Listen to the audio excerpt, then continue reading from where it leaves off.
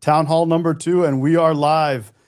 How's it going, everybody? Welcome to our second Town Hall. We're coming to you straight from We Are Cyrus. My name is Mehdi, and I got everyone else with me. I got Parmida, Hessam, Arshia, and Brian. Thank you guys all for joining us on our second Town Hall. We have a lot of developments, and there's a lot going on, as we all know. So I just want to get us started here and kick us off. Brian, I'll pass it off to you. I appreciate you, brother. Thank you, the whole team, for making your time available today for this organization. And for those of you who's just coming in for the first time listening to the We Are Cyrus, this is our second town hall. We just came back from Washington, D.C., lobbying on behalf of the Iranian people. This is the core team at We Are Cyrus. Don't be fooled, but just us five, because there's people in every city. There's people in 24 states right now, all around the United States, and we are working every day hard to make sure this organization, this movement keeps on growing. So the Iranian Americans inside of this country can have a voice, and the Iranians inside of Iran know that they have allies in the people that were born in the same country as they were, that would stand by them till Iran is free. That's a promise we all made months ago, and that's a promise we're going to stand by till the very last day of the evil regime that is the Islamic Republic. So with that said, we started our first town hall about a month ago with a prayer, because when we thought about what success looks like, we keep thinking about America. We keep thinking about the founding fathers, from the Revolutionary War against the British all the way to the formation of the U.S. Constitution that makes events like this possible in this beautiful country of ours. There was prayer, and God blessed their work, God bless their hand, and that's why 250 years later, we're still sitting here enjoying this beautiful nation of ours. So if you give me a few minutes, bow your head with me, and let's give glory to God. No matter what religion you're with, we still have a God that we want to keep at the center of this. So whenever things get hard, whenever we don't have the right direction, we can look at the compass that is our Creator. Our Father, we thank you for all the opportunities that you have bestowed upon us. Thank you for this great nation that we call home, which is the United States of America. Lord, bless our leaders and give them foresight, give them wisdom, give them patience, and give them precision when it comes to service to this great nation of ours. Lord, we thank you for all the members of We Are Cyrus, the ones that we currently have, and the ones that we are going to meet very, very soon. And Lord, unless you build a house, those who labor build in vain. So we ask you to establish the work of our hands. Allow us to be humble in all of this and make sure that we are doing everything that we can justly with you in our minds. So with that said, all glory to the Father. Please guide us and please protect us all. Amen. Thank you, guys. Thank you. I keep telling a lot of folks who ask me about, how did the DC trip go? This is your first lobbying effort. And short of miracle and God being good, I don't know how else to explain it. I've been doing this for a decade of my life, and I've never seen such a great welcome and reception to an organization that's just a handful of months old. So I'm very grateful for the opportunity for this organization to go to DC. In a few minutes, you're going to hear about everybody and how that experience was for them. For a lot of us, it was the first time going and doing those kind of work.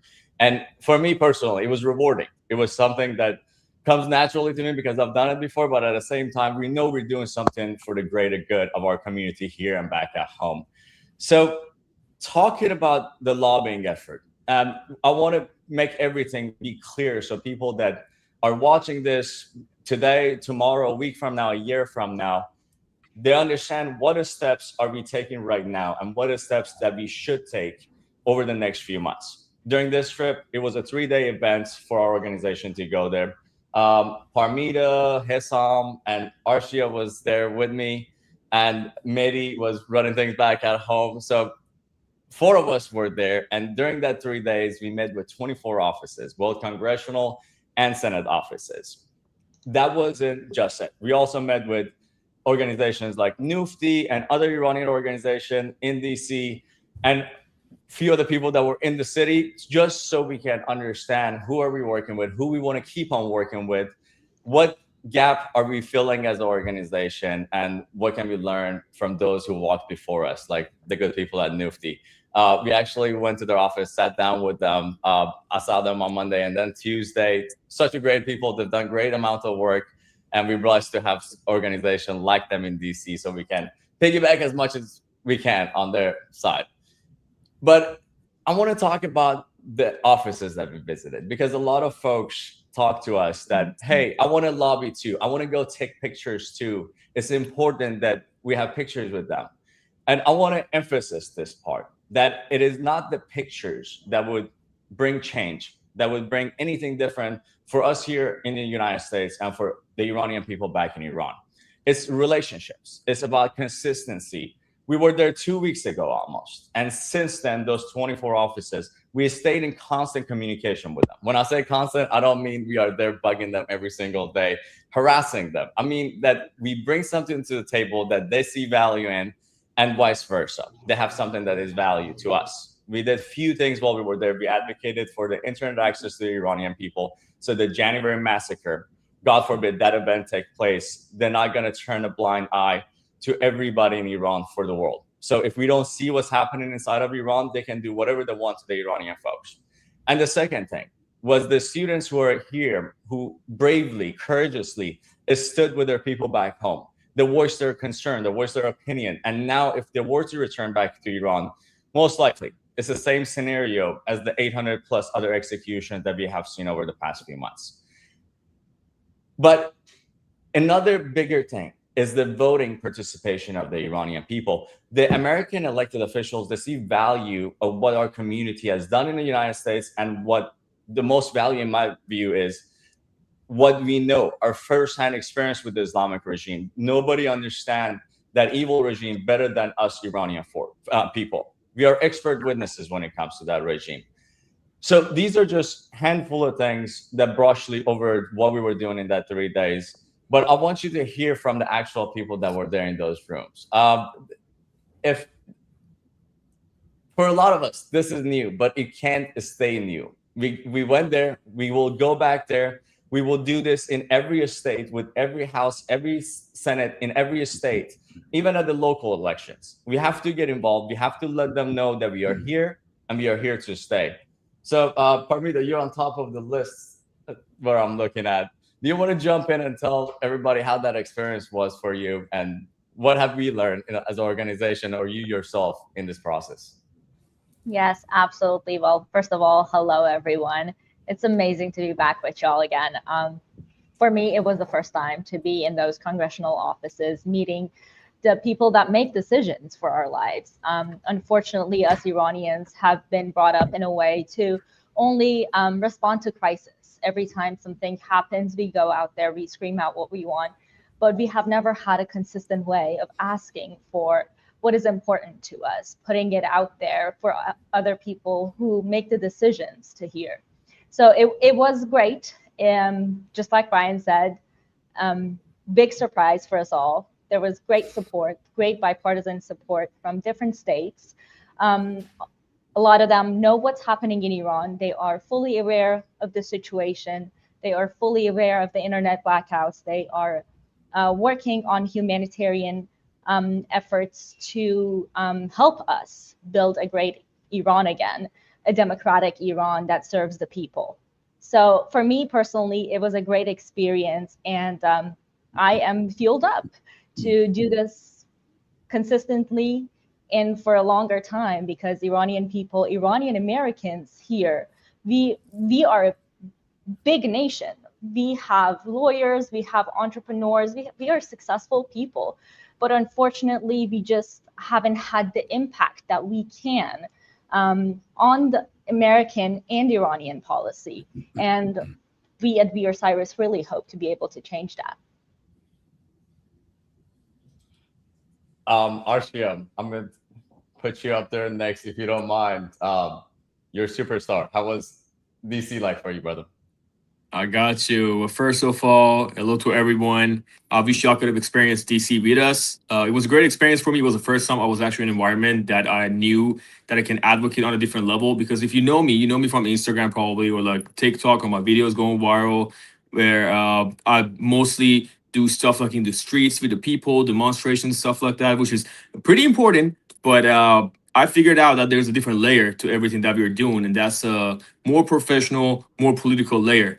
And just being in that environment made me realize that we can have a power as a community if we come together and if we actually do things through the possible legal pathways that are currently here, like in America. We're talking about United States of America because like the way that this country is built is yes, we have two chambers. So we know this is like a separation of powers. And then when I started like just like Brian said, when we started meeting with all these people, I realized that through the House we can talk to people regarding different things. Through the Senate, we have to approach it a little bit differently, but at the same time, when we have an organization like We Are Cyrus, it's possible. We can do this, and the outcome of it was pretty positive.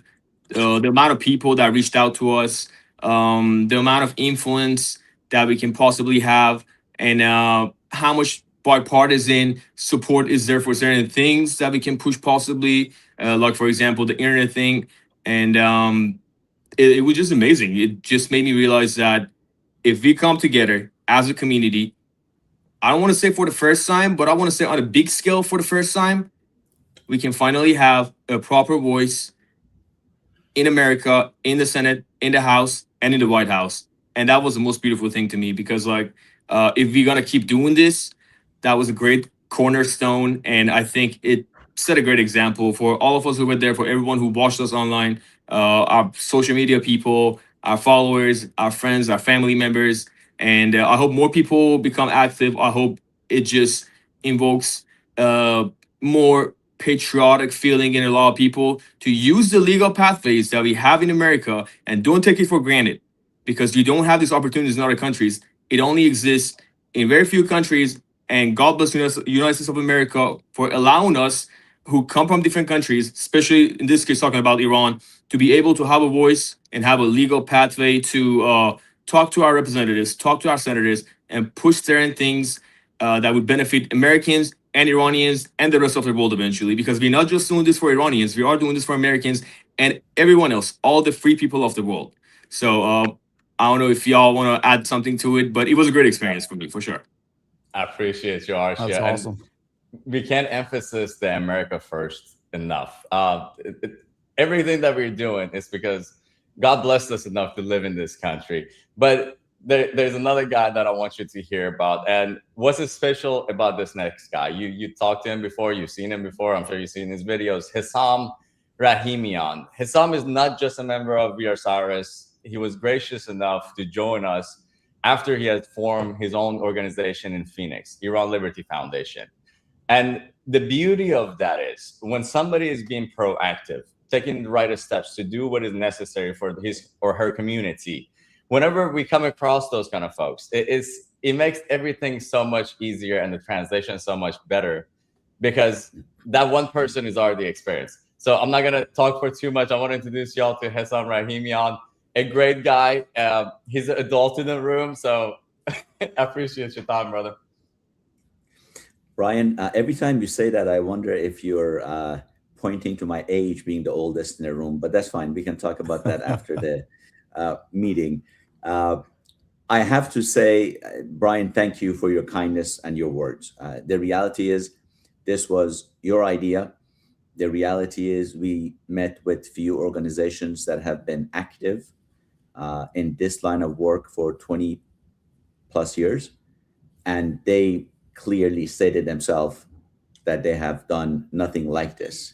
So this is a great idea, and I find it a privilege to be part of it.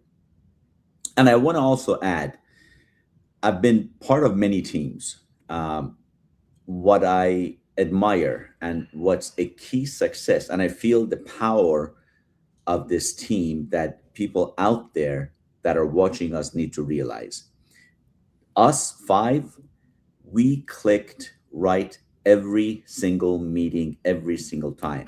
After all, when we sit with a congressman or congresswoman or member of Senate, the topic is going to change. The questions are going to be different. But the beauty of it was we were able to respond, and we were on the same page every single time. And the chemistry of this team is going to be one of the key reasons that we will succeed. And that goes to Brian for picking the right team, and everybody else that has dedicated their time, their experience, their professional line of work or whatever they do, without expecting anything back. And I do appreciate that. As for the meeting at the Congress and Senate, just like Arshia said, it is wonderful and it is powerful when normal people like us can literally walk in the halls of Congress and Senate, where the members of Congress and Senate walk to go to their offices, to go to the chamber, and knowing that that's where the decisions that affect this country, United States, and the world is made there. And you're right there with them, next to them. So it comes a huge deal to be able to get that point across, what we want to discuss, have the professionalism, have the organization to support it, have the talking points. And I can tell you, for four of us, first time doing this, it was a win. I felt the chemistry with every office that we met. I think the interesting thing was when we brought up the fact that there are 2 million Iranians in the United States and only 4% vote. That grabbed every one of their attention. The reality is everyone in Congress, everyone in the Senate, they need our votes. And if you're able to deliver 3, 4, 500,000 additional votes, let's say in California, where there's a huge number of Iranians living, that's a game changer, my friend. So these are the things that gets us excited, and we're going to work on it. We're not going to give up. We will make a difference, and we appreciate all of you from outside, your support, your enthusiasm, your criticism. We want to hear it. We welcome it, because we are going to have this a perfected system that will work for you. So please keep them going, and thank you for your time. Thank you for joining us today.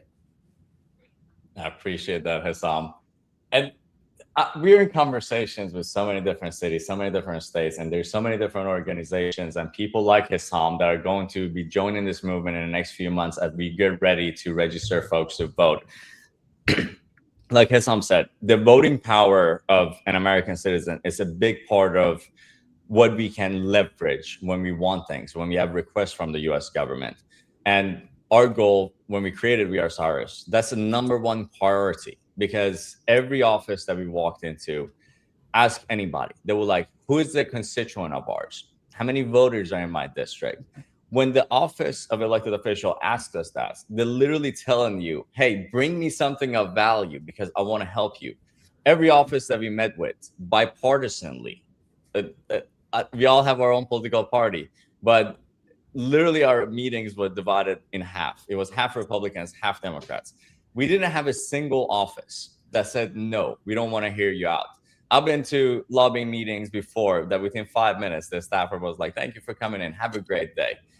Every meeting almost, they stayed over the time that we had requested. They give us more time because they want to help. They just don't know how. And how the help arrives is through communications like we had. It's through building those relationships and then maintaining it for days, weeks, and months and years to come. This battle that we all are going through, we all thought it was going to be over within days, weeks, and we are 7 months into it, unfortunately. But the job doesn't end. If you're watching from anywhere around the US and you're already established, you're like Hassam, he's been working with us for a few months, but I'm having great conversations all around the US. If you fall in that category, reach out to us. We would love to work with you. We don't have any plans to take over anybody's organization or compete with anybody. We have one goal, and that is to register Iranian Americans to vote. And I'm literally willing to work with anybody who abides by the principles that we are moving forward. The integrity of Iran when it comes to borders, freedom of religion, freedom of political ideology. If you believe in those things that we have in common, come with us. We will go as far as we can go, because unity is what makes people strong, what makes communities strong. And we all see the little bit of a cracks in the walls, because the amount of people that were showing up in protests in January versus now is dramatically reduced. It's not because it's not effective, it's because people want to see results. And for us to achieve results, we have to move strategically and calculated. And that's our goal here. I'm not smart enough personally to do this. With those four brilliant minds right next to me, we're not even smart enough to do this. That's why you and what you bring to the table, whoever you are, is very important in achieving this mission and completing it as fast as we possibly can. There is an urgency right here. And I'll tell you what the urgency is. We were trying to prepare for this meeting 2 days ago. And an hour into the meeting, we hear breaking news updates. I don't recall who it was, but they're shooting at protesters again in Isfahan. Executing our men and women is not enough, that they have to still shoot at protesters whenever they have the opportunity. So every day wasted, every week wasted, that's a life wasted that we're not going to get back. That's a mother, that's a father, that's a son, and that's a brother, that's a sister. We have to be mindful of that. What we're doing, great, but we're going to continue to do. But the power is on our unity. In one unified voice saying that, hey, we want that evil regime gone, and we are willing to do whatever we have to do on this side of this earth to make that possible. So, Hesam, thank you for joining us, brother. I'll pray for 1 million more like you. I appreciate it. And the age thing, no, you look younger than me. One day we talk about that off the screen.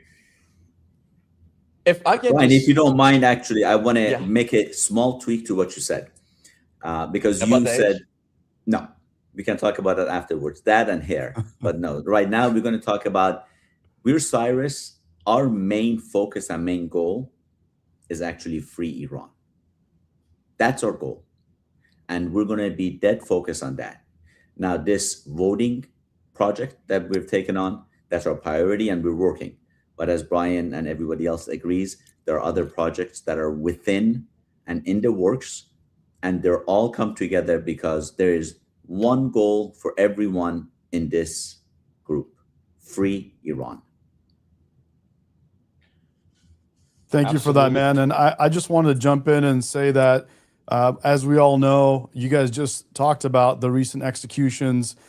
There is, as Brian said, a major sense of urgency, and everything is on the line almost every other week. You know, there's executions and all kinds of things happening. We got the internet shut off again. So there's a lot happening, and there's a lot of frustration out there, and all around us. And we're seeing a lot of that recently on social media.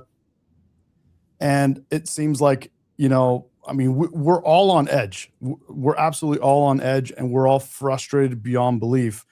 And we're trying to figure out what are things that we can do. And what I'm really proud of with you guys and with this team that we put together is we have put together a group that is actually figuring out what these steps are that we can take. And it's not like we have the complete answer right this second, but we have some kind of a guideline of what we think will get us to that kind of a place. And we're learning every step of the way. And I was so proud of you guys that were able to go to DC and go knock on doors, go walk the halls, go speak to the men and women in Congress, Senate. So really super proud of you guys. Glad to support you guys from here. Hopefully I can make it out with you guys next time. But for the diaspora, the Iranians and others that want to make a difference, that don't know what to do, that are watching things happen and they're trying to figure out what can I do here? Well, you can join We Are Cyrus, and you could be part of the team. You could join us and help us progress in this movement. And what it is very basic, but it's something that hasn't been done. It's not being done. We're bringing each other together, and we're pointing ourselves to the right direction. We're all out there. We're all messaging what we feel online to people around us. But now with We Are Cyrus, we're able to actually get together and point that in the right direction, organize it, and actually do things that can make a difference. And that's something that I'm really, really excited about.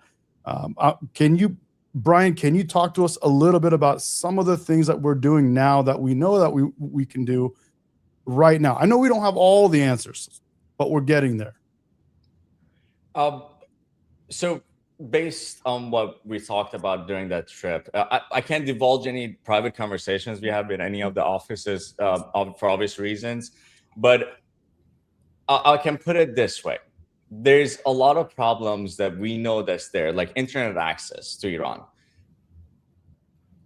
The US government wants to help. There's a lot of solutions that are still missing. The issues of arming the Iranian protesters. There's a lot of questions that need to be answered. I believe those solutions come above the surface whenever we start to have this rational conversations in public or private. And then we relay the message. We have to stay in communications with the government to see where is the gap of information that we can fill. So that's where our value comes into the equation. But at the same time, you touched on something that is, I think, is our whole identity. We have to be solution oriented. If the Iranian people are struggling, how do we end that struggle? It's not just bombard them into a stone age, because then that creates more problem. But as far as the conversations about Iran is happening with Iranians at the table, instead of some first-up Parsi guy that has no connection to Iran except the money in his bank account, that's the game changer in our view. Be solution-minded and don't go into the room expecting something from the US government. The elected officials, their offices, staffers are designed to just smell somebody that is there that wants a handout. And the first opportunity that they get, they push them away. And so that would be the mindset that I would push forward on that. If we out to be different than every other organization before us, we have to do something different. So let's use this opportunity. We got a few minutes to spare here. Is there anything, any of you guys, that can come up on top of your mind that we did that we should do differently? We can't just come here and share all of our success. We have to come here and share all of our shortcomings as well. And I'll start with one. Part of leading this organization is figuring out where we can build bridges. I think I take that as the hardest part of my job in this organization. And whenever you're trying to figure out what bridge to keep and what bridge to build and what bridge to maintain, you risk falling off of that bridge. So it's a very challenging road to walk, but like nonetheless, you learn and you improve every time, and try to choose different people and better people like Hissam and see who's salvageable and who's not. Anything that you guys experienced in this trip that you walked away scratching your head? I'm going to go ahead and jump in and just say that based on the conversations you had out there when you guys went to DC with the different groups, and conversations afterwards, and conversations just in general with all the different groups and cliques and things that are out there, definitely there's a lot of people that have their own sides that they're on, and they're not fond of, let's say, other groups coming into the game, coming into the picture. And I understand what your frustration is, or what the challenge, I should say better, is what the challenge is. And that's a real challenge, because you have people that are going to act like your friend, definitely from these other groups that are out there. You're going to have people that are going to try to act like they're your allies, or maybe not, and they're just going to do everything they can behind the scenes to put, stop our efforts, or whatever the case may be. But as you said, it's important for us to find ways to get together, work with other groups if possible. Sometimes it's not, but we do our best. And I think that's going to be it won't be one of the key things, but I think it's important to learn how to play well with others if we can. That's something that's not been done in a very long time, and definitely not for this cause that Hassam said very clearly. To free Iran, we have not seen like a great unity in the sense of like bringing people together for that specific cause.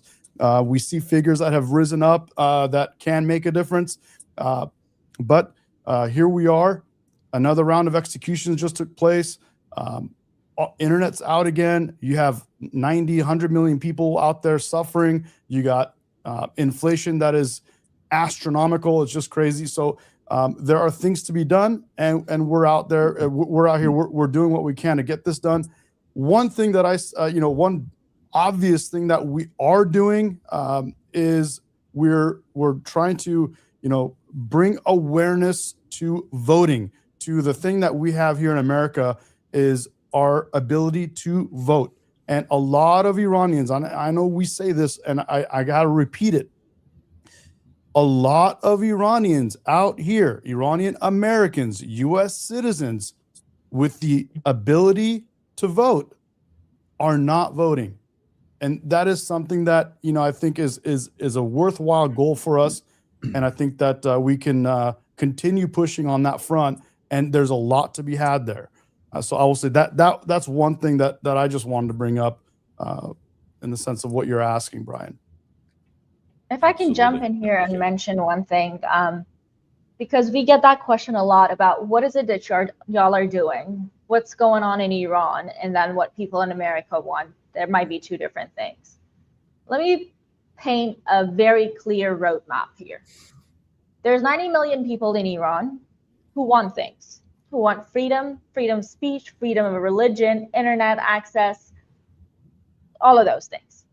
There's Iranians outside of Iran that can help from outside. We can't go inside of Iran and help them make the change or the regime change or whatsoever. The regime change would be the ultimate goal, right? But there are ways to get to that, and there are little things underneath that regime change. The Iranian Americans in America can aid the Iranians stuck in Iran by changes of policy, foreign policy, of how America approaches Iran. Now, how do those changes come about? Iranian Americans, like us, go lobby, make those requests to those offices. Those offices do listen. Ultimately, they're going to pass a bill. Ultimately, they're going to hear us out, and they're going to help us do that. But how do we make them hear us? The Iranian Americans go vote for the elected official that is willing to help us make that change inside of Iran. So it's literally that simple. We echo the voice of Iranians inside of Iran by being their voice inside of America and passing it on to the elected official. And we support the elected official by going out there and vote. To me, it's that simple. And that's what we're trying to do. Thank you for saying that. I think that's something that is not very clear to a lot of Iranians out there. I think it's not very clear to a lot of people in how that works exactly. And what you spelled out, I just wanted to jump in real quick and kind of reiterate what you said. And basically, we're trying to bring us together so that we can exercise our voting abilities and vote for the people that will stand behind us and speak for us and help with policy that will get us to the goals that we're after. So that's very important. Again, I'm going to say it again.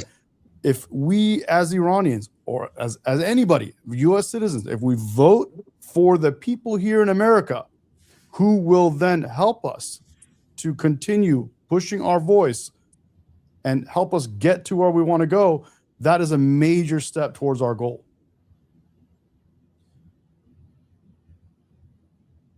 So, Brian, how are we doing with this? With our, sorry, I put you on the screen there. How are we doing in our efforts to bring people together and to help get more people to vote, which is, I think, one of the biggest steps that we could take. Fantastic. That's actually on our to-do list, talk list for today. So during the last months, I canceled the calls that I normally take. I'll take about 15 calls a day, about 15 minutes each from the people that go on our website, fill out the information on We Are Cyrus, like thousands of people who have already done that. In that questionnaire, there's a place that they can put, I want to volunteer, I want to help, I want to lead. So those folks that want to take that proactive steps, like most people here, I think, well, not most people here, Hassan went through that process. People go through that process. We have conversations, like Hassan says, since day one, we clicked. The ideas, the hearts, why you doing this matches to what we're doing, why we're doing this. So from next week, again, those conversations will pick back up, about 15, 17 a day. Right now, we have 134 people.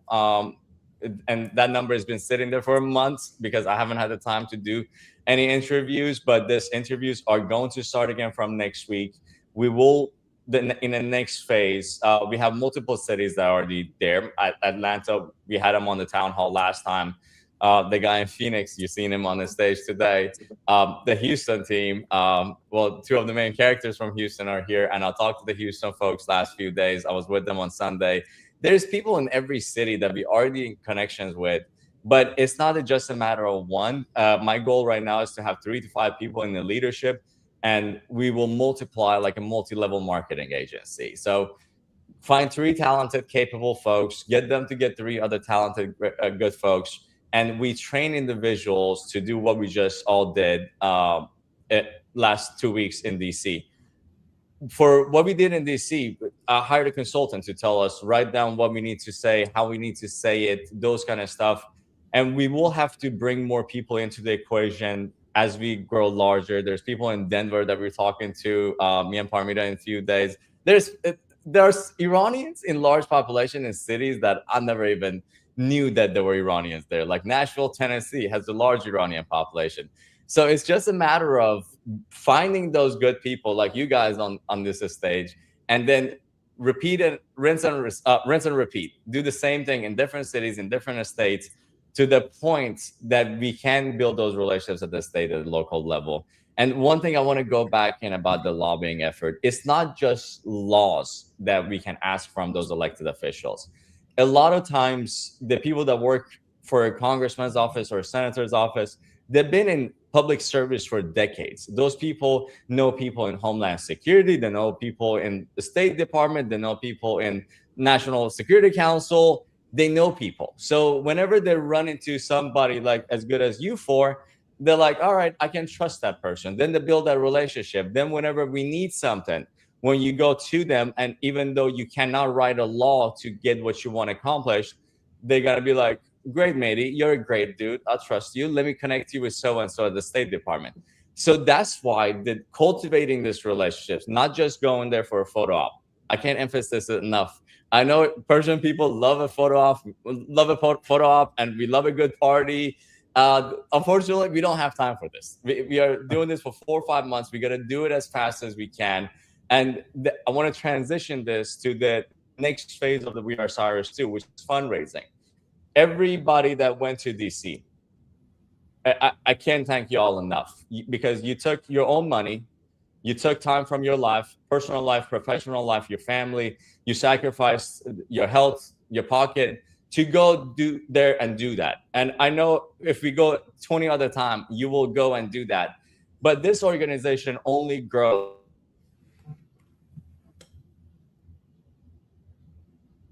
Oh, I think we lost you for a second. Are you there? Funding. Yep, he's back. Yeah.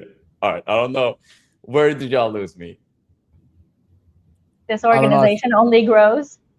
Okay, so this organization only grows with 2 things: people and funding. No matter how many people we have, we still need the funding to hire professionals. We need funding for attorneys, for accounting, for any organization to function. And I've never been good at raising money. I ran for city council at the age of 24, and I lost miserably. And then 99% of that was because I don't want to ask anybody for money. And I'm not going to. But I'm asking everybody to invest in this mission that we all are working so hard toward. And for me to do that, I had to come up with a way that we are not like every other organization, because I don't want us to be every other organization. And because of that, every 6 months, the We Are Cyrus organization, as a 501c4, a nonprofit, will put out financial statements as of how much money came in, what have you spent it on. Of course, we're not going to divulge any private information on who the donors and all that stuff is, but we're going to tell you in full transparency how much money came in, how much was it spent, and what it was spent on. We don't want to create something to enrich ourselves. We created something that we are given every bit that we have. And I've seen how hard every single one of these people work day in and day out. And it's not just 1 week, it's not just 1 month. This has been happening for months. And we want to continue to do this. And we want to continue to bring this more people into this equation, make this a larger and larger stage. This is not my organization. This is not even our organization. This is the organization of the Iranian people. Everybody belongs here, as far as they're trying to play nice and work with other people. So we're creating a big tent. We can't do it by ourselves, and we can't do it without proper funding. So I put a blog out about how we're gonna do this transparency so basically when the June ends, that's first 6 months, within 3 months, our financial statement is gonna go out to every donor. From, if you're $1 a month donor to $100,000, you're still gonna get treated the same, because I've been in so many rooms, and the person that writes a $25,000 check, that writes $100,000 checks, they want to say, and they want to see disclosures. They want to see what's happening. And this is not an organization for the rich folks only. This is an organization for all Iranian Americans, and everybody gets to say. And as far as we agree on those basic principles, we are willing to work with everybody and move the needle forward, so we can have a mission accomplished celebration all around the US and all around the world. And more importantly, in Tehran, in Isfahan, in Shiraz, instead of our children being hung on the freaking excavators and mechanical tools, we could have a celebration where we celebrate their sacrifice, where we celebrate their voice, we celebrate the life that they had and the life that they gave for their country. There's nothing more prideful than that for a family, to know that the life that their child, their dad, their mom gave was not in vain, and you produce something as beautiful as freedom. So that's where we are with that. Phenomenal. I want to cut over to Hessam. I know there's a new bill that we want to go over. Are we ready for that? We can certainly talk about it, but I do want to mention something, and it's actually in line with what you were talking about earlier. You mentioned we were there, and there were organizations, I believe you were referring to a few organizations, that they weren't necessarily together and whatnot. And one of my findings, and this is my personal opinion, and I'm not sure if the rest of the team agrees or not, but the reality is I found out that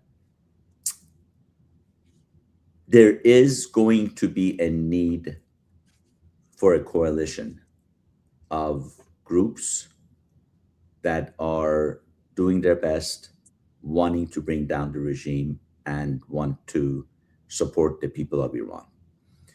Speaking to few members of Congress and Senate, to me, it was personally clear that we could definitely accomplish a whole lot more faster, more powerful, if we could all, just like the organizations that are doing what we do, if they can join together and support each other, if we could create a coalition between the 3, 4, possibly 5 different groups that are trying in their own world support free Iran, that will be a game changer.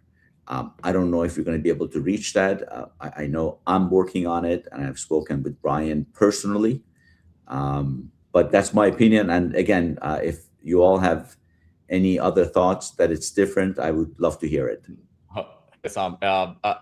I don't usually like to update everybody till deals are done, but we are in conversation with so many different organizations. Since before the trip, since after the trip,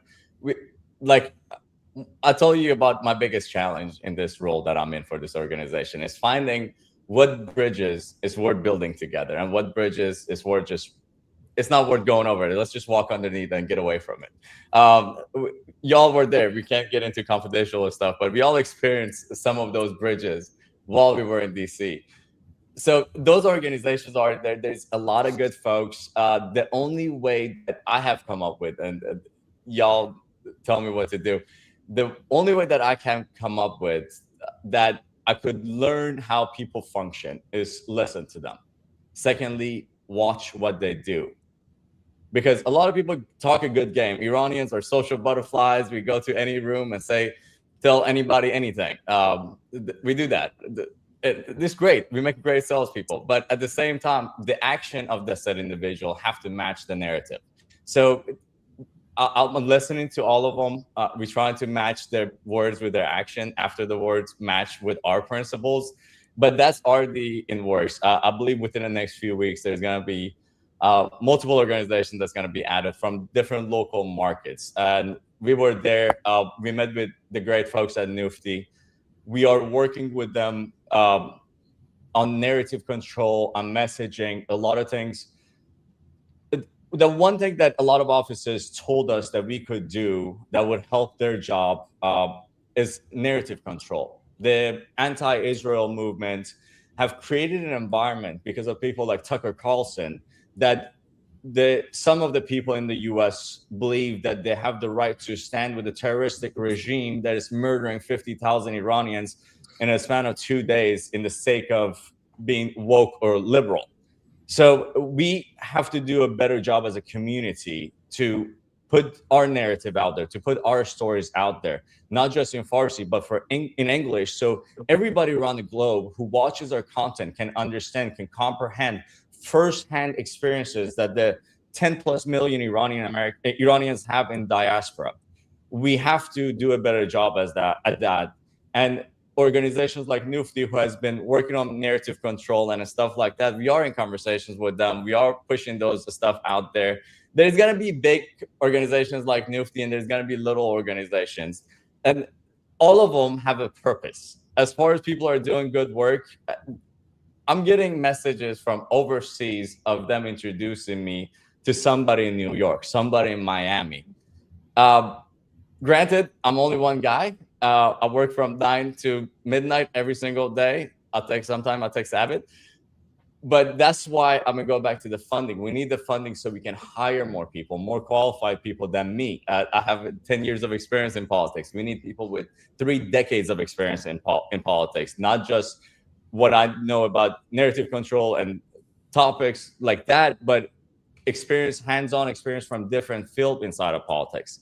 So we are putting emphasis on that. You are putting emphasis on that. I know everybody in this organization, most of the days, it's like we're going fishing.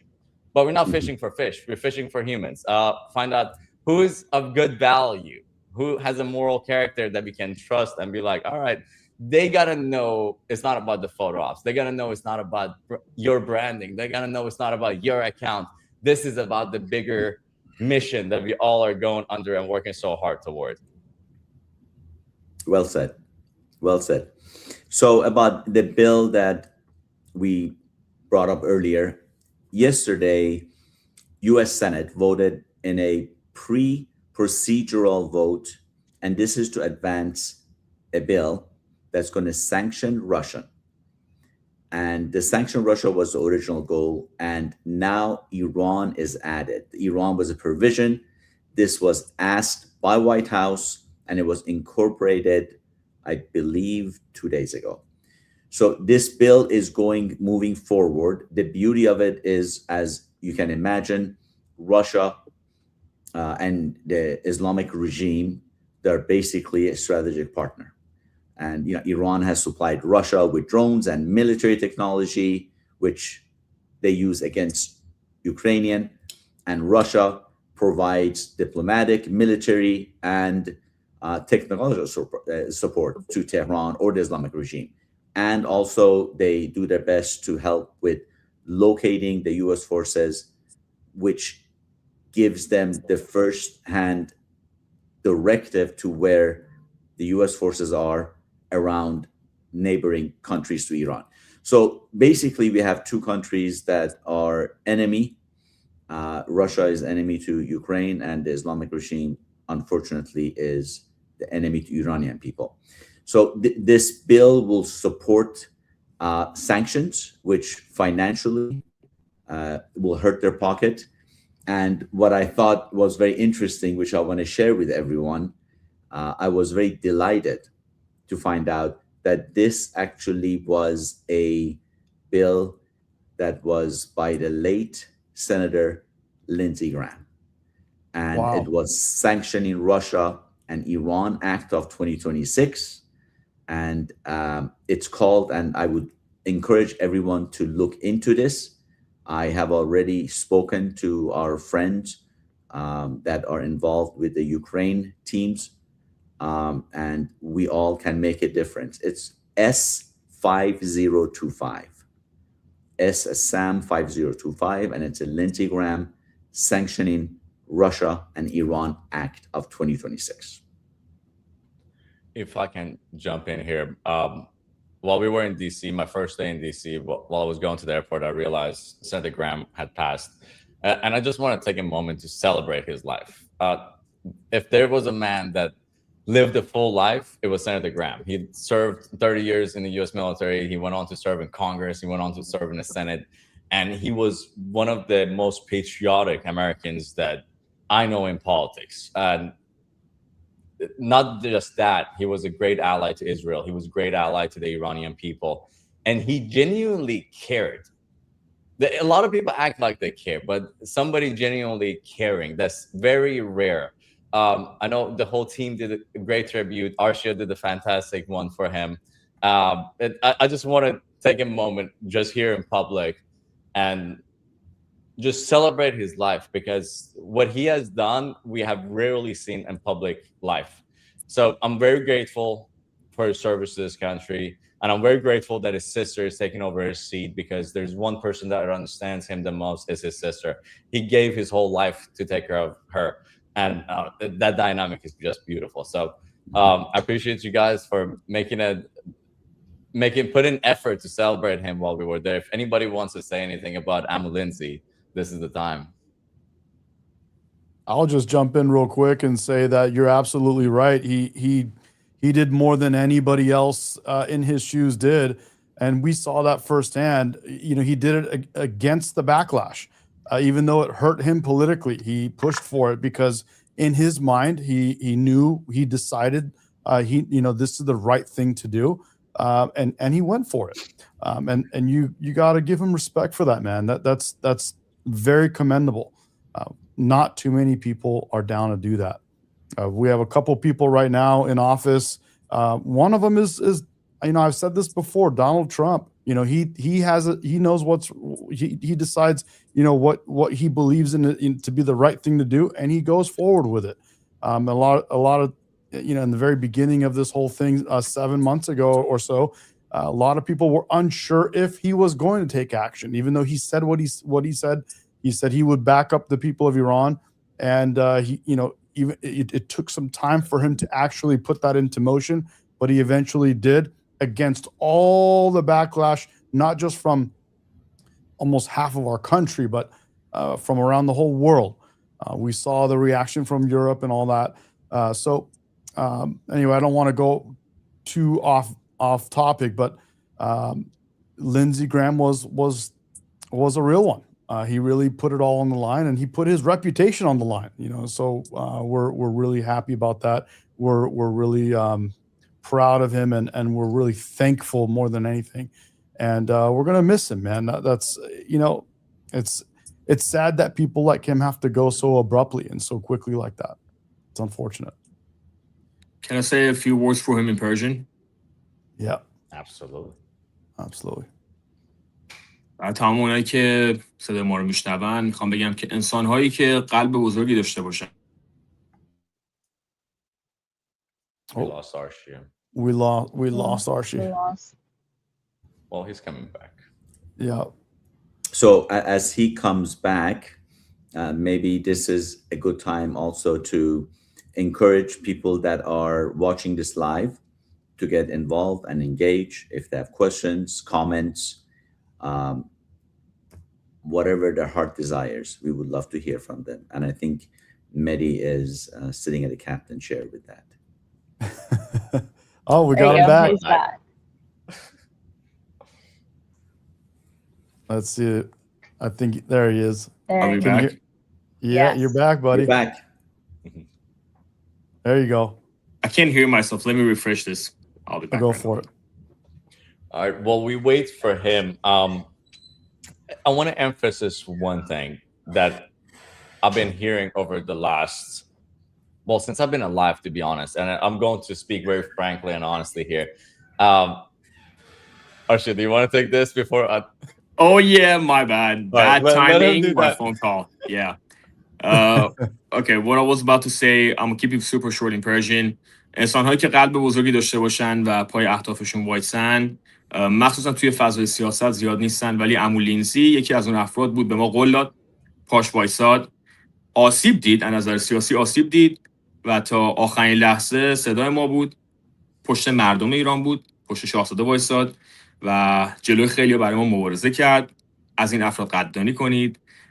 این افراد تا موقعی که زنده هستن فلاورشون و گلشون رو بهشون بدین، پشتیبانی کنین ازشون و یادتون باشه یکی از کارهایی که We Are Cyrus قرار بکنه اینه که افرادی که اینطوری پشت ما هستن حمایت کنه، چه از نظر سیاسی چه از نظر اجتماعی. عمو لینزی رو یادتون باشه، دوستش داریم و دلمون واسش تنگ میشه. What I said technically was we're gonna miss Uncle Lindsay, and that we do appreciate him for standing true to what he said he will do. He probably took some political hits, but I don't really think he cared. It was one of those things that I think he genuinely wanted to see happen during his lifetime, but it doesn't matter because we will make it happen. A free Iran will happen, I would say, pretty soon. And when that happens, we will remember people like Senator Lindsey Graham, who we call Amu Lindsey. Amu means uncle in Persian, for those who don't know. That shows how dear he is to us. And we love him, we support him, we appreciate him, or anyone else who think like him. And this is not the end of the journey. Iran will be free, and people like Senator Lindsey Graham will stay in our memories and hearts forever. Phenomenal. Awesome, bro. Thank you for that.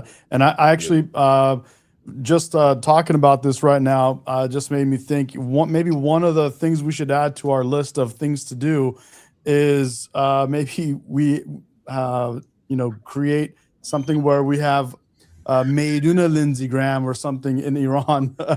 Love it. Arshia did say that. Arshia, was that a khiyabun or was it schools? Yeah, I said all of it. I said probably schools, bridges. Oh, so if we want to make, so I think this is one of the most popular things in the Iranian community. Like we have a square named Uncle Lindsay Square, and then we will have his statue based on the picture that he was holding the Lion on Sun flag on the stage in Germany in front of like more than 200, 300,000 people. I think that would be such a legendary thing, and it will happen. And that's also a promise to anyone else who stand for Iranians that we will do that for you as well. If you stay with the Iranian people, you will have allies in Iran. Remember, you will gain 90 million amazing, brave allies. Free the Persians, free the Iranians, stand by them. This is the best thing you can do for the whole world. So hopefully they'll stay alive and they can come for a visit, and we don't have to. Yeah, they don't have to die for us to put a square in their name. They can be alive. I feel like Oprah offering that. You get a bridge, you get a square, you get a statue. It's worth it.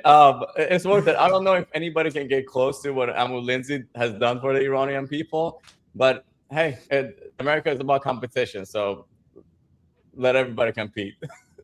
Amu Trump. Amu Trump. There you go. Amu Donald. Yeah, they already put up streets for Trump. True, we do have. He deserves more. He deserves more. I look at Trump as the Cyrus of our generation. But I want to say something real quick because we're about to hit our threshold, and I want to open up the Q&A.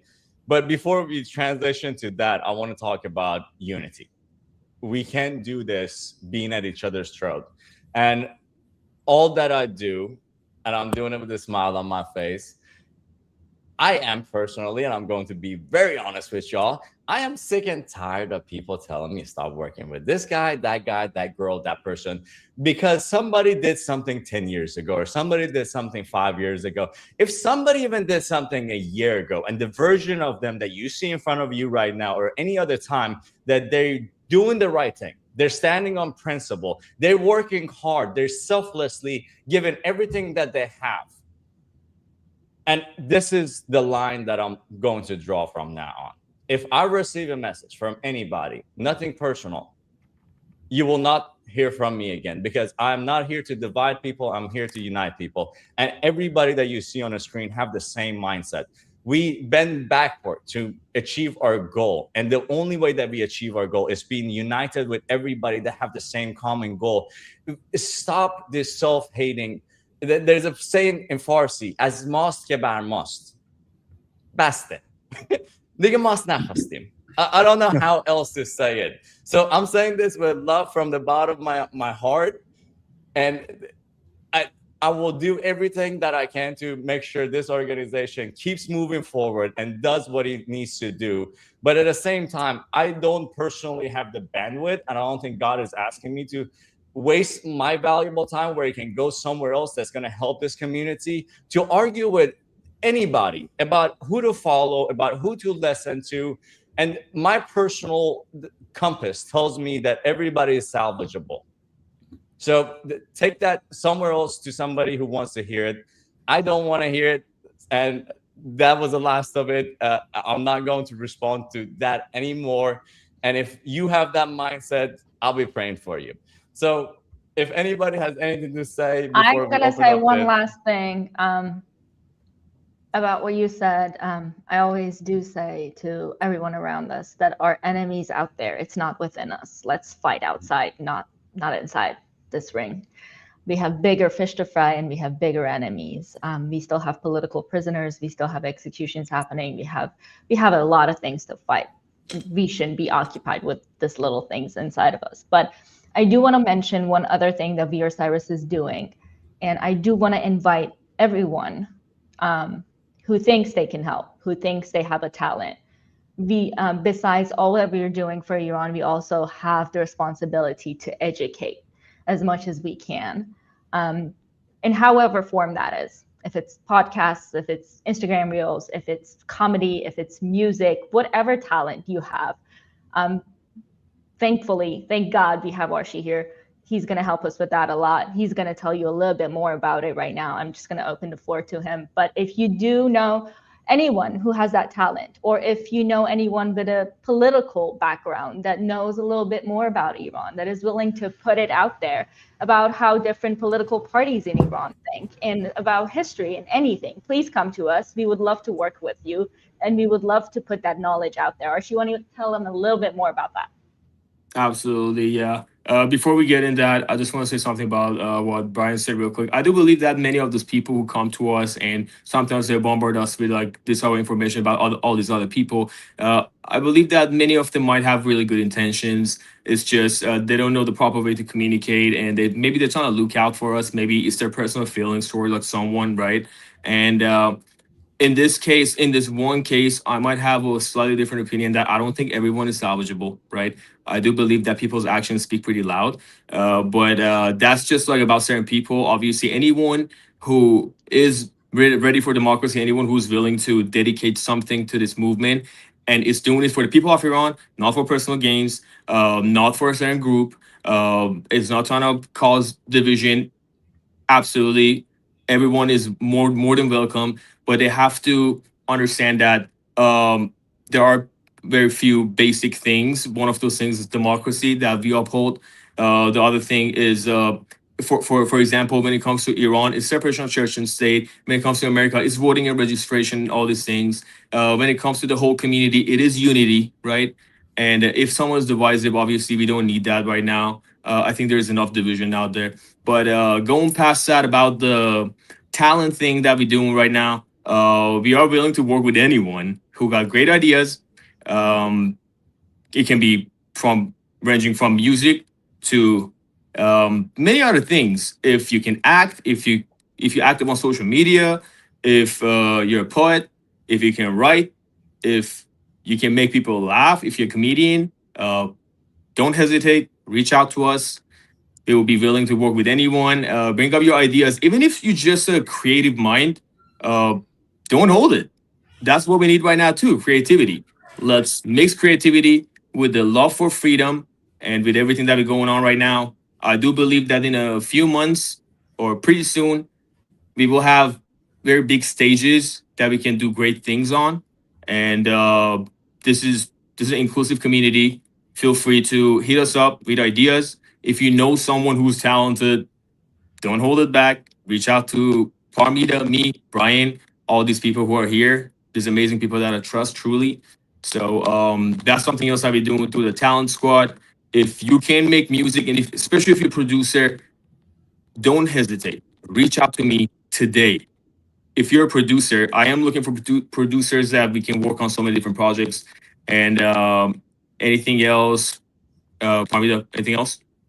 No, that's about it. Covered it all. Yeah, I guess. I think some of you guys are cutting off. I wanted to jump in a little bit and just say, yes, there is, as I was saying earlier, with all the things happening, there's a lot of people frustrated, as we all are. And there's a lot of what Brian was saying, there's a lot of people saying, getting upset, saying, hey, how come this guy is saying these things? How come this guy is saying those things? And we're going to see a lot more of that as we continue down this road, and as this takes longer and longer, and more people are getting executed by a tyrannical regime, and all these horrific atrocities are happening. We're going to see a lot of this, and it's not a time to beat up each other. We should have a little more tolerance, in a sense of, dude, let people express themselves. We are out here living in a westernized world, and we have the freedom of speech. We have the freedom to speak freely. And I think it's a great place to let people say what they want. Sometimes people are saying things that we're afraid to say. Sometimes people are saying things that will bring up the right questions that we should be asking ourselves. Sometimes people are going to say things that will allow us to argue with them and maybe convince them in some ways, or they're going to convince us.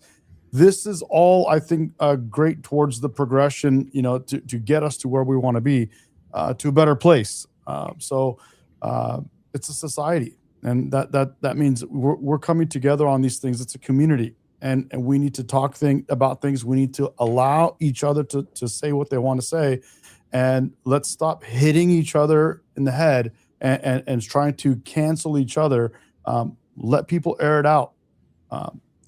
Honestly, in these past couple of days, I've seen a lot of people say things that I have been thinking and haven't said myself, even though I'm not afraid to talk, as you guys all know. But still, there are so many things to be said. So I just wanted to add that to it, guys. Let people, we all are different in our own ways, and we're all have our own quirks. And so I think giving a little bit of autonomy to people will go a long way. Mehdi, I want to add one thing to what you said, and Brian, our great leader. People that do disagree and argue with you and question you, just ask them to look into the meaning of democracy, because I believe they missed that part of it. It's democracy. Every nation has various political teams, divisions, and that's very normal to have. That's very healthy to have. So democracy, that's what we live in, that's what we want, and that's what we work towards. Democracy, and I would add liberty to that. I think that's a big one that we miss in a lot of cases, unfortunately. We all are blessed to not be under that tyrannical regime right now, and we sometimes lose sight of that and lose sight of why this is such a wonderful place, why Western civilization has become what it's become. We lose sight of that. And sometimes, you know, and it's okay. It happens. It's part of the deal. That's why right now you have some people that want to bring back communism or something like that. But and not trying to digress, but again, we all have liberty. We're all enjoying that wonderful liberty and freedom that we have here in Western civilization. Let's use it the right way. We have a big goal ahead of us. We have something that is bigger than all of us. And it's probably the most important thing that we will ever do in our lifetimes. Hopefully we can do it. Hopefully we will see that happen in our lifetimes. I think the conversation got a little bit deeper than what I intended to be. I was talking about individuals going after individuals, like making enemy out of ourselves for no reason. But if you're talking about biggest scheme of thing, I think that's even more important.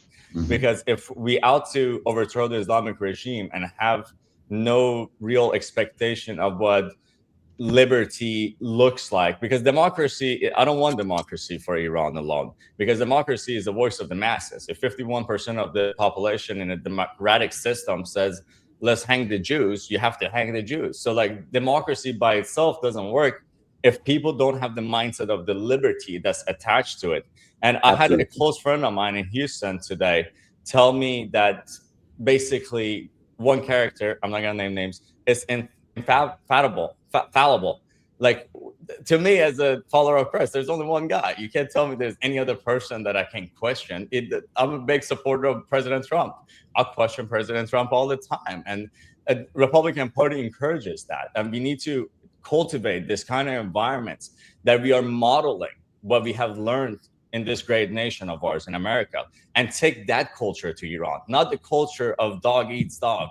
Because at the end of that culture, there's few dogs that are full and there's a lot of dead dogs like we see today. So one bad mentality with another one, it doesn't make the Iranian people the winner. It would make us once again a loser. Just the winner on top changes. So we got to be really mindful of that, in my view, as well. But because in the middle of chaos, there's always opportunity for more chaos. And I think Iranian people have been through enough in the last 47 years. And I hope we learned. Great point. If you're ready, if you want to open the floor to some Q&A, this is a good time. There's a lot of chats that have been coming through that did not come into our system where we can all see it together. We're at an hour, almost an hour 15. So we're a little over the time, but it's a great time right now to start. If you guys do you guys have any questions that you've seen come up on your side? Well, we're going for 90 minutes. Originally, we planned for 90 because last time we went for 90. Somebody's in the comments. His name is Armin. I had the honor of talking to him from DC. There's multiple organizations from DC that we've been in conversations with. He's saying I'm here in DC, and I already talked to Brian, and I just want to give a shout out. Armin is one of the great guys in DC. There's plenty of them that they have worked great together in DC for the past few years. Different organizations that have worked together. So that hearing those kind of stories warms my heart. So those kind of conversations already happening. I just want to give a good shout out to Armin, and I appreciate you watching and keeping tab on everything, brother. Okay, I'm going to bring a question in for all of y'all to answer. This is something that we talked about this a little bit already, but this is on everyone's mind. And I know we don't have all the solutions, but here it is, the question anyway. It says, I came in late. How do we stop? And this is from Rock's Love Legacy. Says, I came in late. How do we stop the tyrannical Iranian regime from continuing to kill the oppressed people? I cried with the young man waving to his screaming supporters just before being hung. Can I answer that? Please. For people who are outside of Iran, there is not too many things that we can do. One of the most important things is raising awareness about this and doing it preemptive before it happens, not when someone dies and someone is getting hung or someone is already hung. Then we go and tell everyone, be like, oh, someone got executed last night or like last week. The moment that you hear a name And because so the Islamic regime acts in a weird way right now. They changed their technique. So what they do right now is they're gonna announce it through their sources, and then they're gonna do it in a day or two, and then they're actually gonna execute those people. So it will happen pretty quickly. So what we can do is we raise awareness, and if you live in America, you need to reach out to your representatives, to your senators, and eventually we can use groups like We Are Cyrus to actually push for through our legal pathways to the representatives and to the senators and to the White House. But until we get there, what we need to do is you need to reach out to them, raise awareness about it, tell them that they have to publicly come out and condemn the Islamic regime. If you're on social media, if you're active on social media, support the people who are loud about this. Support the people who are putting out those names and who are trying to raise awareness about this. Do raise awareness yourself. Tell your friends, tell your family members. And overall, I feel like if you have access to news agencies, if you can reach out to them and be like, why aren't you covering people who are getting executed in Iran? That's another major thing. If you have access to CNN, BBC, I don't know, whatever, leftist, rightist, the middle ground agencies, reach out to them immediately. Tell them that there are young people getting executed, that you do feel for them and you think this is a big news and they have to actually cover that. Other things, I would say, just social media and being active beside the legal political pathway through your representatives. And I don't see how else we can support them from outside unless we get to the point that Iranians can form a resistance group inside of Iran, which everything would change at that point. But until we get there, there are very few things that we can do. Well, I'm looking at some more. Go ahead. Sorry. If I can elaborate on that a little bit. What we can do and what we should do and what we're doing is create a unified front. There's a lot of organizations that are independently doing great works. If we combine this effort, I use this metaphor before. If I put me in a boat and I row it toward one direction versus all 5 of us are in one boat, we all are rowing together, we would get there a lot faster. I can't emphasize the unity part of this, because a lot of times we feel like we need to do something, but we do something for the sake of doing it. If you are to do anything today, and for us to be unified, we need to have the mental state for that unity. And for us to do that, I know a lot of us, me, myself included, for the last 6-7 months, we have been in a very traumatic mindset over and over. It's a sense of desperation. So a lot of things that you can do is make sure you're healthy. You're taking care of your family. You're taking care of yourself. You hit the gym. You're not abusing alcohol or drugs to numb the pain, but you acting willingly and with very precise direction about where you put your energy. This organization, we're doing this day in, day out, all day. But if you're not that active, put your mental health at the forefront of everything as well, because this is a marathon. We all thought this was going to be over in January. It's not. For us to keep fighting, we need to be healthy, we need to be wealthy, we need to be having our life together. So when we go talk to the elected officials, we're not just there tearing apart at the first opportunity because somebody lets us be vulnerable. So it's all this stuff that Arshia said. Make sure you're voting, make sure you're staying in communication with your elected officials, make sure you're building a relationship with those offices, make sure you're connecting with your medias locally. The local media is very important. Make sure you establish those relationships. And one thing that we are doing, like Atlanta and other places, and Hissam is great at that, media. We have to leverage media, because either we're there or not, they got to put a narrative about our people. So might as well let it be from us. The same issue that we have when it comes to elected officials. They make decisions about Iran without Iranians at the table. Media does the same thing.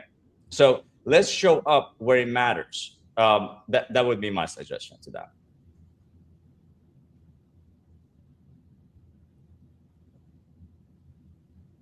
Anyone else?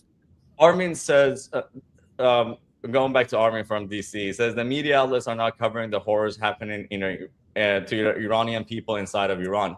That is absolutely true.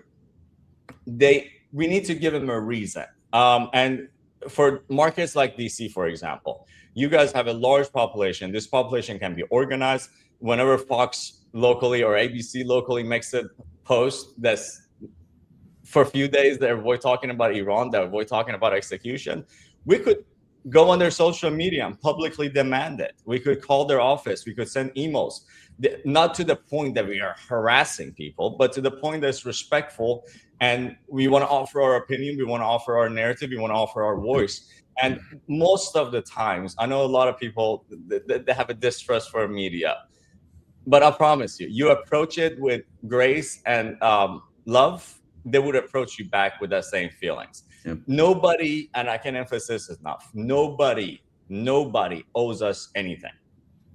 Everything that we are leveraging is what this country gives us free of charge. So let's approach things the right way. We're going to have media training within the next few months that started. We're going to have classes that started, how to talk to elected officials, how to lobby, how to do all that stuff. Granted, we have to be mindful of what people's strengths are and what people's weaknesses are. Whenever we understand what people's strengths are, we have to empower them so they can do that job to the best of their ability. That's what we are here for. So if you have that mindset that there is like, hey, I can do X, Y, and Z. I'll live and die by my phone. This phone is in my hand. At the moment I get up, it's in my hand the moment I go to bed. Send me a DM, send me a text message. If you have my email address, send me an email. I'll be more than glad to go over any idea with you. And if it's out of my territory and it's like the talented squad, as we call it, we send you to Parmida and Arshia. If it's something that Hassam or Mehdi can handle, we will send you to them or other people in our organization. But take that first step after you take care of yourself, and we would equip you with what you need and connect you with the people that you need to accomplish that job. All right, this first one. Absolutely. So I wanted to also jump in and say that you mentioned it is a marathon and it is a long game. One thing that we have to also keep our eyes on is what comes after, let's just say, a change of government. Let's say we are, the Islamic regime is out and it's time for a new government to step in. We have to be vigilant. We have to be together, and we have to be also united in how we, basically want the future government to operate. That's a big thing in itself. We don't want to go through all of this just to have a government that comes in place that is another tyrannical government. So it's not only a marathon and a long game in the sense of the immediate goal of the Islamic regime, taking out the Islamic regime. There's also what comes after that. So we have to keep our eyes on that as well. There's a lot to be done. And if Any more questions, Mehdi? I have quite a few questions that are coming in about radical Islam. And a lot of people are saying that radical Islam is a very powerful force, and that I'm kind of summarizing a lot of comments that have come up, and that radical Islam is something that is influencing what's happening with our mainstream media. And one comment says about how they're the reason why you're not seeing what's happening in Iran right now from the mainstream media. So there's there's quite a few things on that. I think it's one thing I want to add about that is it's a unity between not just radical Islam. We call this the unholy alliance of the red and black, or how other people call it, the unholy alliance between green and black. Between green and red, right? So red always stands for the extreme leftism, communism, and black or green, it stands for Islamism. So when you see a unity between these two, that's when the media are going to get out of control. That's when you see a lot of news from people who are fighting for their freedom in different countries getting suppressed. Or, for example, you saw the same thing, not just about Iran, but also about Nigeria, when the Islamist groups were massacring Christians in Nigeria, also some Muslims too, but mostly Christians, because it was targeted based on their religion. And you didn't really see news cover that. It's because they don't want to show the world that, okay, in Islam, there are certain groups, or also when you go for Islam, you would continuously lean toward going to the extreme side. because like you have to preserve religion, and unfortunately there are things in Islam that are telling you to use force, to use aggression to push the Islamic agenda. And this is something that's been going on. We saw the same thing happening in Iran 47 years ago. For example, the forces against Muhammad Reza Shah, our late beloved king. You saw the leftists joining the Islamists, and that's what happened. They also were controlling the media before that. They start slowly through the school system, then they're gonna get to local power. That means mayor, representatives, senators, and then from there you're gonna see more influence and more influence, and then they're gonna get into universities, and the next thing you know, you have leftist or Islamist professors, and then the next thing you know, in 5 to 10 years, you will have a generation that's brainwashed, and then you will have the mainstream media covering things for them or not covering things against those groups. So this is a process. It's been going on in the whole world, but I don't really see any short-term way to deal with it, except raising awareness, obviously, educating yourself, educating people around you, understanding why Islam takes aggressive turn when it comes to politics, or also for communism and socialism too. Why are people falling for communism? Why do people look for handouts? Why are they becoming more lazy? Is it capitalism failing? Obviously not. Capitalism is pretty successful. So what's the reason? And then you will find out that the root goes back to school and education system, and this starts with the family. If the family doesn't raise their kids more aware of these things, you will start seeing more kids leaning toward aggressive ideologies just because their friends fall for those stuff, just because of social media. I mean, social media algorithm, I would say, is radicalizing between 65 to 80% of the population in the radicalized groups in America. And that includes the leftists and the Islamists, and not only them, but also the far right. Don't close your eyes on what can happen if more moderate conservatives, which I truly love them because of how they hold their values strongly, how they can fall for the super right-wing propaganda, and they can become racist, they can become anti-Semite, they can become so many different things I don't want to name. But it can go either way. We just have to educate ourselves a little bit more, use social media more properly, and double check everything, fact check everything, be more educated about Islamism. Obviously, in the left, the main problem would be Islamism and then communism.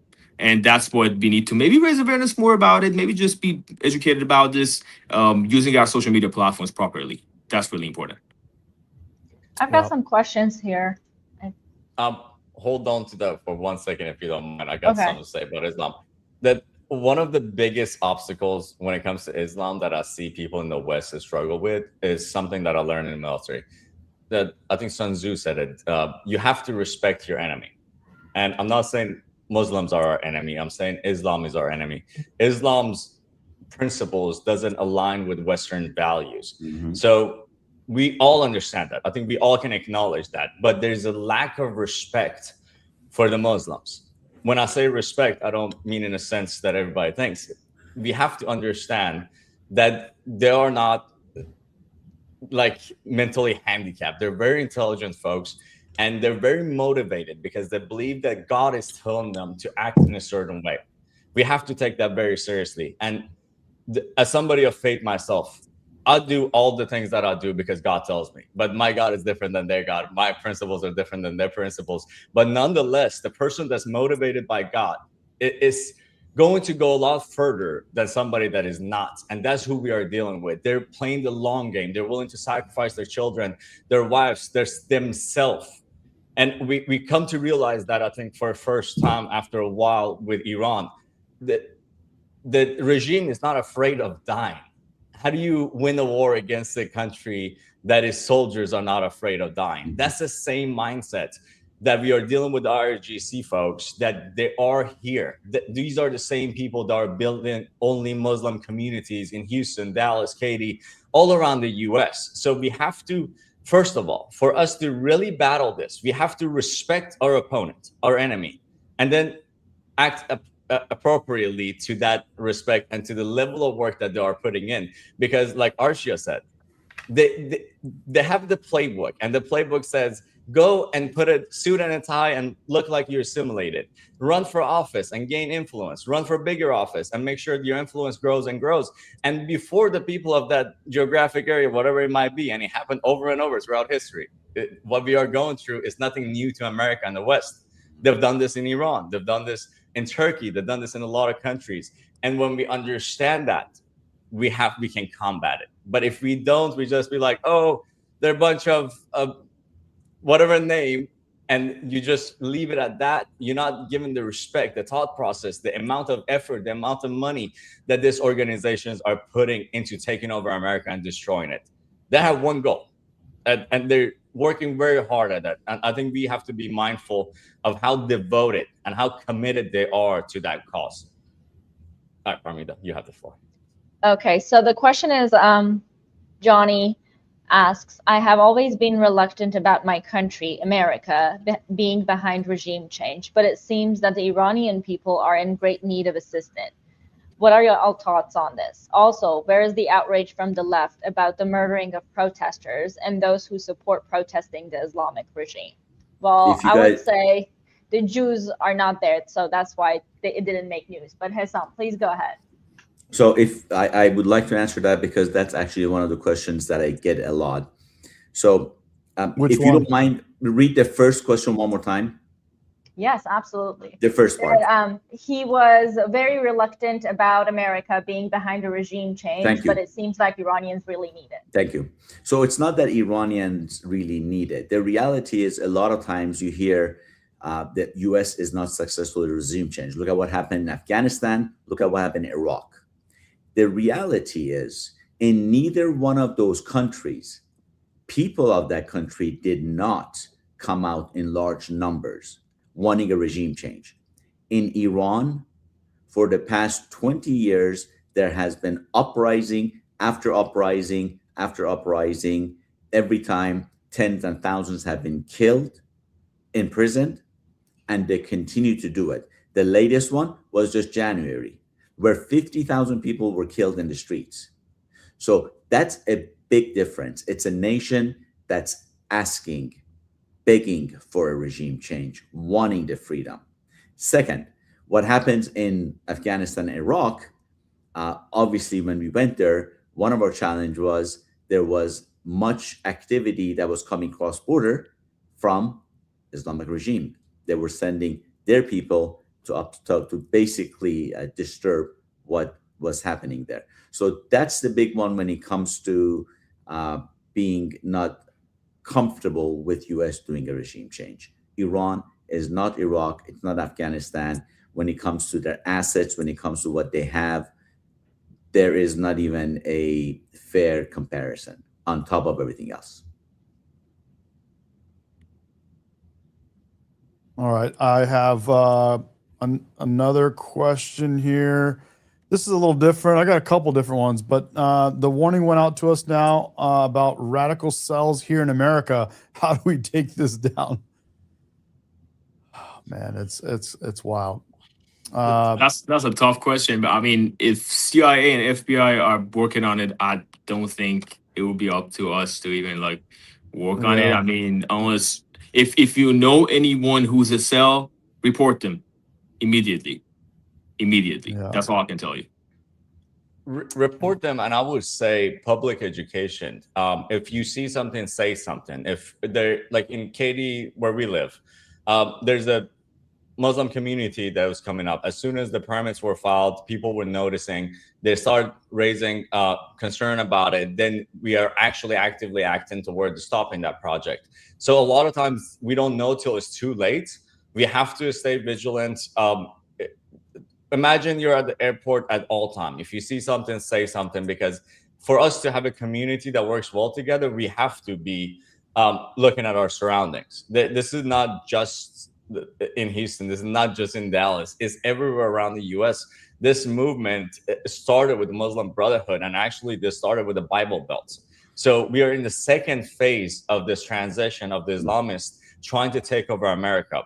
And thanks to Joe Biden's open border policy for the last 4 years before President Trump came into office this second time, that we had a lot of unvetted individuals come into this country that we don't even know who they are. The first time that the Trump administration attacked the Islamic Republic, it was back last year in June. If you guys all recall, within a few days, there was over 1,000 Iranians who were here illegally that had ties with the IRGC that were apprehended by ICE and then deported. So only God knows how many more of them are here. And like Arshia said as well, report whatever you see suspicious to the law enforcement agencies, because they are only as good as the people that are working with them at the end of the day too. They don't see everything. They don't know everything. They know most things. But if their community that they are serving works with them, inform them, and even if you think they know, let them know. If they know, nothing happens. You're not going to get in trouble for passing the information that you think is valuable to the FBI or any other agency that you see fit at that point.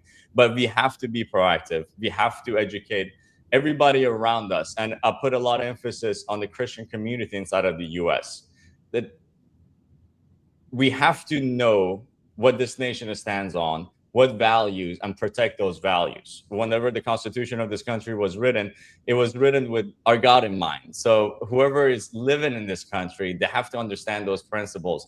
Otherwise, it's just a number on the census. Those are not actual Americans who contribute to this country, but they're planning to take something away from it. So that change starts with us, I believe. If nobody has a question, I got one from Chloe. To help me and perhaps others map out the highest impact strategy, where on the spectrum do you want your organization's primary energy to sit in a year one? That's a great question, Chloe. And that's something that I think we touched on multiple times. Our biggest emphasis is the voter registration. That's something that would last us for years to come. And the reason for that is we need to change the culture of the Iranian Americans, because it's been 47 years since the revolution. We've been here for a very long time. And the voter turnout of our community is honestly, to be frank, is embarrassing. So if we want to have a seat at the table, we have to earn that seat at the table. And the quickest way and the easiest way to do that, because it's just one application that you fill out to be able to register to vote. That's all. Just go on We Are Cyrus and sign up, and we would tell you when the early voting is coming in your area, when the election days are, who's on the ballot. We will give you information on all of that, but you have to take the necessary first step yourself. So voter registration, I will put that at the top of the list, and I'll open the floor to the group. Anybody? I think you said it. That's the big one, buddy. That's the big one. Go to We Are Cyrus, sign up, and get involved. You know, we'll get this party started as we have been already. Love to have every one of you guys join us.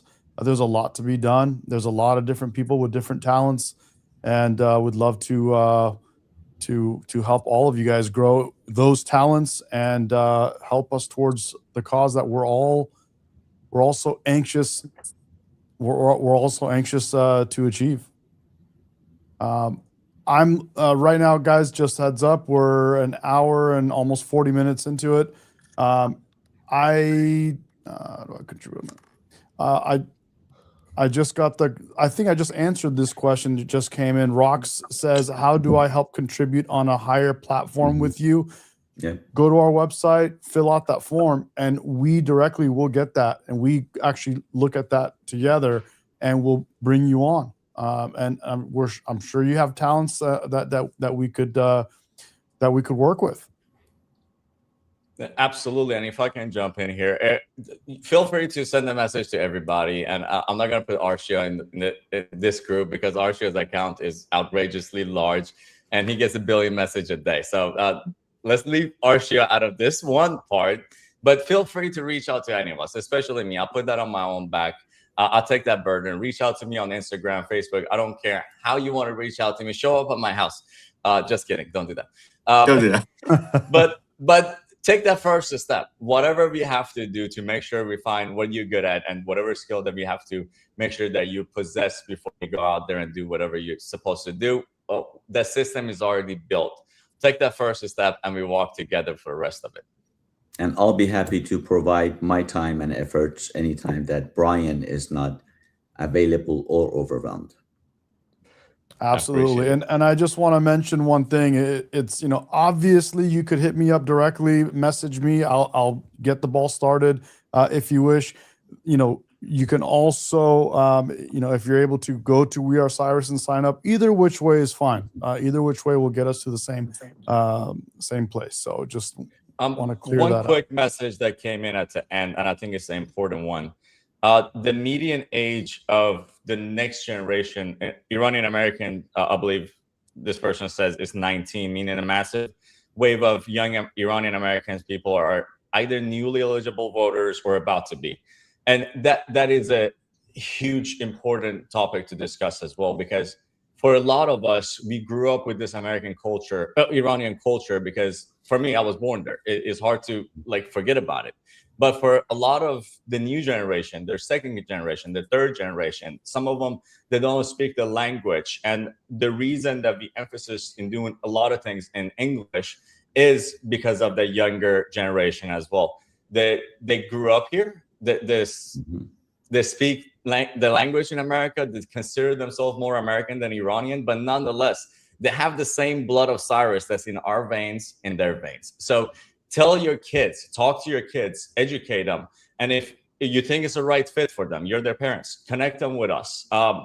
My message is, you'll be surprised. I talk to 14-year-olds to like 70-year-olds on a daily basis. So that movement is already getting started. People, I love the new generation. I got 5 little nieces, and this new generation cares so much, not just about Iran, but we see that in US. You see that in a lot of polls about like how the religious movements are going high in numbers for Gen Zs and Alpha compared to other generations. So that thirst for doing good, for being proactive is already there.